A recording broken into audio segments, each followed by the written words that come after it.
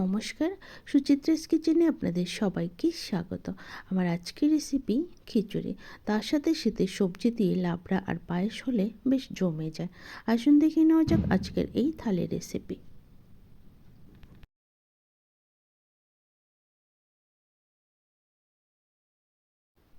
একটা ভাজা মশলা বানাবো বলে 1 চামচ মৌরি, 1 চামচ গোটা জিরে, কয়েকটা দিয়ে দেবো ছোটো এলাচ, দারচিনির টুকরো, 2টো শুকনো লঙ্কা, 1টা তেজপাতা আর লবঙ্গ। সব কিছু দিয়ে 1 থেকে 1.5 মিনিট একটু সময় ভেজে নেব। খুব বেশি কিন্তু ভাজবো না, খুব সুন্দর একটা গন্ধ বেরোলেই এটাকে নামিয়ে ঠান্ডা করে গুঁড়ো করে নেব। ভাজা হয়ে গেছে, এবার ঠান্ডা করে গুঁড়ো করে নেব। এখানে একটা কড়াই বসিয়ে সবার প্রথমে আমি সুজির হালুয়া বানিয়ে নেব। এখানে 1 বাটি সুজি দিয়ে দিলাম। সুজিটাকে শুকনো কড়াইয়ে 5-6 মিনিট একটু ভেজে নেব। সুজির কাঁচা গন্ধ চলে গেলে এখানে 2 চামচ ঘি দিয়ে দেব।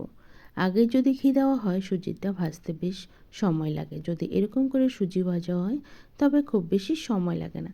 সুজিটা ভালো করে ভাজা হয়ে গেলে এখানে 2 চামচ দিয়ে দেব বেসন। বেসন দিলে সুজির টেস্টটা কিন্তু একটু ভালো আসে। সব কিছুকে দিয়ে একদম লাল করে ভেজে নেব। সব ভাজা হয়ে গেলে 1 বাটি যে সুজি দিয়েছিলাম তার 2 বাটি জল দিয়ে দেব। জলটাকে একটু ফুটতে দেব। জল দেওয়ার সাথে সাথেই কিন্তু সুজি জলটা টেনে নেয়। এরকম যখন হয়ে যাবে তখন 1 বাটি চিনি দিয়ে দেব। সুজিতে কিন্তু চিনি একটু বেশি লাগে, যতটা পরিমাণ সুজি ঠিক ততটা পরিমাণেই চিনি দিয়ে দেব। সব কিছু দিয়ে ভালো করে মিশিয়ে দেব। তারপর 5টা এলাচ আমি ভালো করে থেতো করে নিয়েছি, দিয়ে দিলাম। সব কিছু দেওয়া হয়ে গেলে একটু কাজু কিশমিশ দিয়ে দিলাম। ব্যাস তৈরি হয়ে গেল আমাদের সুজির হালুয়া। নামিয়ে নেব। ওই একই কড়াইতে একটু জল দিয়ে আমি দুধ দিয়ে দেব। এখানে 1.5 লিটার প্যাকেট দুধ দিয়ে দিলাম। দুধটাকে এবার ভালো করে জাল করে নেব। দুধ যতক্ষণে জাল হবে ততক্ষণে আমি চালটাকেও মেপে নেব। এখানে কিন্তু 1 কেজি দুধের জন্য 1 আঁচল চাল দেওয়া হয়। 1 আঁচল কে কী বলে আমি জানি না, তবে আমি এখানে যেহেতু 1.5 লিটার দুধ দিয়েছি আমি 1.5 আঁচল চাল দিলাম। যদি কাপ মেপে দেওয়া হয় 1 কাপের থেকে একটু কম চাল। দুধটা ভালো করে জাল হয়ে গেছে, এবার চালটাকে একটু ধুয়ে দুধে দিয়ে দিব। দুধ কিন্তু খুব বেশি জাল করার দরকার নেই, কারণ প্যাকেটের দুধ এমনিতেই একটু ঘন থাকে। ভালো করে মিশিয়ে দেব, নইলে কিন্তু নিচে দলা পেকে যাবে। চালটাকেই ফুটতে দেব।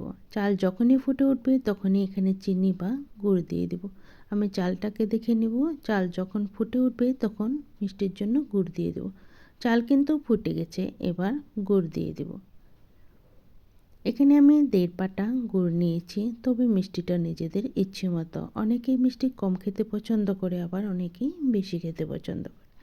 এবার 10 থেকে 15 মিনিট ভালো করে জাল করে নেব। দুধ যত জাল হবে গুড়ের সাথে গুড়ের স্বাদটাও তত বেড়ে উঠবে। মিডিয়াম ফ্লেমে গুড়টাকে জাল করে নেব। পায়েসটাকে নামিয়ে নেব। এদিকে কড়াই বসিয়ে দিয়ে দিলাম তেল। তেলটা গরম হয়ে গেলে এখানে দিয়ে দেবো চিড়ে রাখা শুকনো লঙ্কা, 2টো তেজপাতা আর দিয়ে দেবো 2 চামচ 5 ফোড়ন।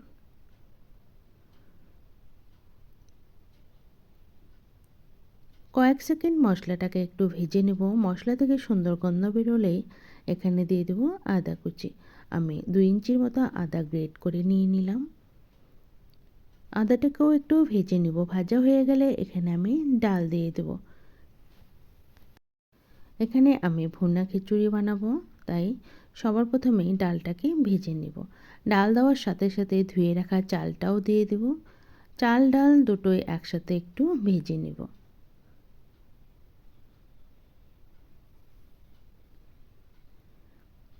ভাজা হয়ে গেলে এখানে দিয়ে দিব 1 মুঠো কুচানো কাঁচা লঙ্কা।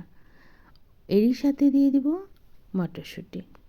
সব কিছুকে দিয়েও একটু মিশিয়ে নেব। হাই ফ্লেমে একটু ভেজে নেব। 1 মুঠো নারকেল কুড়া দিয়ে দিব।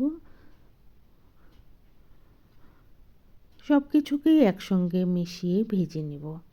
ভাজা হয়ে গেলে এখানে দিয়ে দেব হলুদ গুঁড়ো 2 চামচের মতো। হলুদ দিয়েও একটু ভালো করে মিশিয়ে নেব আর ভেজে নেব।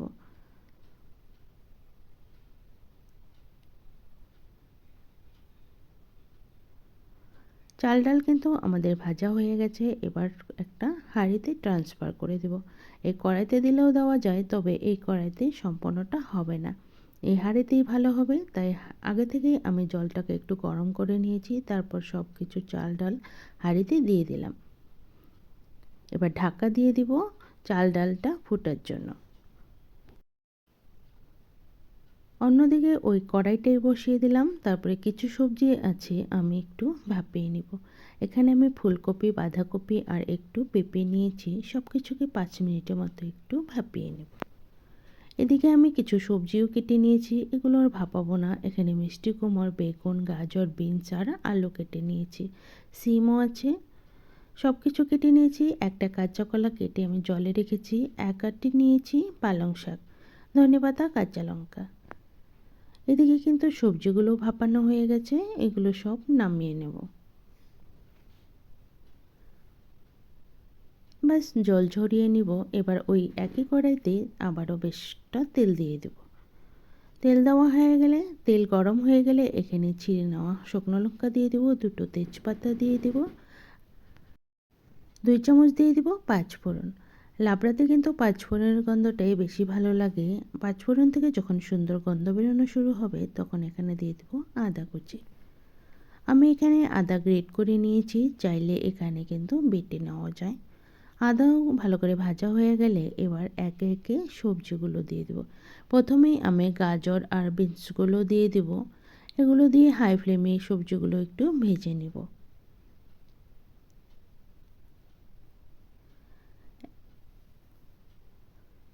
একে একে আমি সব সবজিগুলোই দিয়ে দিব। সিম, আলু, মিষ্টি কুমড়, এখানে যা যা সবজি আছে সবগুলোই দিয়ে দেব। এগুলোকেও একটু ভেজে নিব। ভাজা হয়ে গেলে এখানে আমি বেগুন রেখেছিলাম, সেই বেগুনগুলো দিয়ে দেব।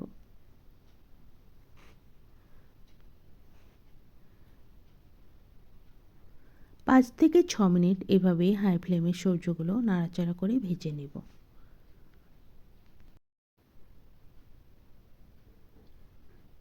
সবজিগুলো কিন্তু ভালো করে ভাজা হয়ে গেছে। এবার যে সব কিছু সবজি ভাপিয়ে রেখেছিলাম, ফুলকপি, বাঁধাকপি, সেগুলোও দিয়ে দিলাম। এর সাথে কাঁচা লঙ্কা দিয়ে দিলাম, আর একটা টমেটো ছোট করে কেটে নেওয়া সেটাও দিয়ে দেব। সবজিগুলো ভালো করে মিশিয়ে নেব।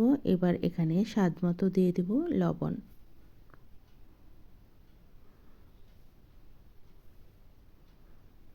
এক চামচের মতো আমি গুড় দিয়ে দেব। এখানে যেহেতু আমি চিনি দেব না, চিনি গুড় যে কোনো কিছু দিলেই হয়। এখানে 2 চামচ হলুদ গুঁড়ো দিয়ে দেব। নিরামিষ তরকারিতে যদি একটু মিষ্টি না হয় খেতে কিন্তু ভালো লাগে না। অপছন্দ থাকলে না দিলেও হবে। সব দিয়ে একটু ঢাকা দিয়ে রেখে দেব যাতে সবজিটা ভালো করে মজে যায়।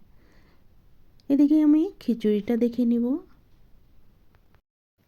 খিচুড়িটাও কিন্তু প্রায় হয়েই গেছে। চাল ডাল একটু গলে গেছে, আর যে বাকি আছে সেটা গলে যাবে। এখানে মিষ্টির জন্য 1 চামচ গুড় দিয়ে দিলাম, আর স্বাদ মতো দিয়ে দেব লবণ। যদি মিষ্টি অপছন্দ থাকে না দিলেও হবে। সব কিছুকে দিয়ে ভালো করে মিশিয়ে নেব।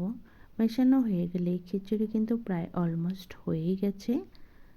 একটু গরমে থাকতে থাকতে খিচুড়ির চাল ডাল গলে যাবে। এবার এখানে ভাজা মশলা দিয়ে দেব। 2 চামচ দিয়ে দেব ভাজা মশলা, একটু কাজু কিশমিশ দিয়ে দেব, আর দিয়ে দেব 2 চামচ ঘি। ব্যাস ভালো করে মিশিয়ে নিলেই খিচুড়ি তৈরি হয়ে গেছে। এরকম শর্টকাটের খিচুড়ি খেতে কিন্তু বেশ ভালো লাগে।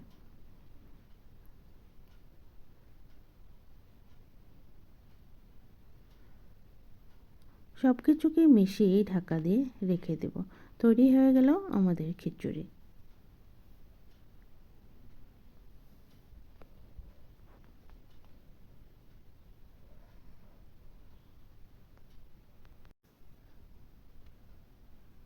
এদিকে লাবড়ার তরকারিটা দেখে নিব। ঢাকা খুলে মিশিয়ে দেব। এখান থেকে কিছু সবজি কিন্তু সেদ্ধ হয়ে গেছে, আর কিছুটা বাকি আছে। লাবড়া যদি একটার গায়ে একটা লেগে যায় তখন ভালো লাগে। যখন এরকম আধা আধি হয়ে যাবে তখনই পালং শাকগুলো দিয়ে দিব। এর সাথেই দিয়ে দিব ধনেপাতাও। সব কিছুকে দিয়েও মিশিয়ে নেব। একটা টমেটো ছোট করে কেটে নিয়েছিলাম, সেটা দিয়ে দিলাম। সব কিছু দিয়ে ভালো করে মিশিয়ে নেব আর ভাজা হতে দেব। এ সময় গ্যাসের ফ্লেম কিন্তু একটু হাইতেই রাখবো।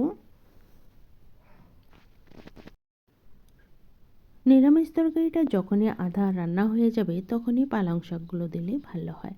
সব কিছু দিয়ে একটু সময় ঢাকা দিয়ে রান্না করে নেব, তারপর ঢাকা খুলে দেখে নেব। এবার এখানে এক মুঠো দিয়ে দিব নারকেল কোড়া। নারকেল কুড়িয়েছিলাম বলে খিচুড়ির লাবড়া সব কিছুতে একটু নারকেল দিয়েই রান্না করলাম। এভাবে একবার খেয়ে দেখবেন, ভীষণই ভালো লাগে। গ্যাসের ফ্লেমটা মিডিয়ামে করে দিব, ভালো করে একটু নাড়াচাড়া করতে থাকবো। লাবড়া তরকারি যদি একটার গায়ে একটা লেগে যায় তখন লাবড়ার স্বাদ বাড়ে, আর দেখতেও ভালো লাগে, খেতেও ভালো লাগে। প্রায় হয়েই গেছে, 1 চামচ ভাজা মশলা দিয়ে দিলাম, ভালো করে মিশিয়ে নেব। ব্যাস তৈরি হয়ে গেল আমাদের লাবড়া। খিচুড়ির সাথে যদি দুটো পাঁপড় হয় ভালো লাগে, দুটো পাঁপড় ভেজে নিলাম।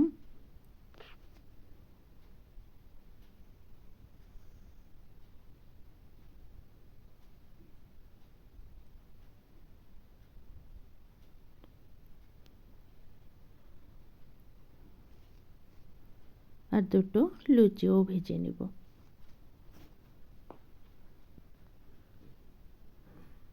খিচুড়ি, লাবড়া, পায়েস তার সাথে যদি লুচি হয় খেতেও ভালো লাগে, আর একটা ভোগ ভোগের একটা ফিলিংস আসে।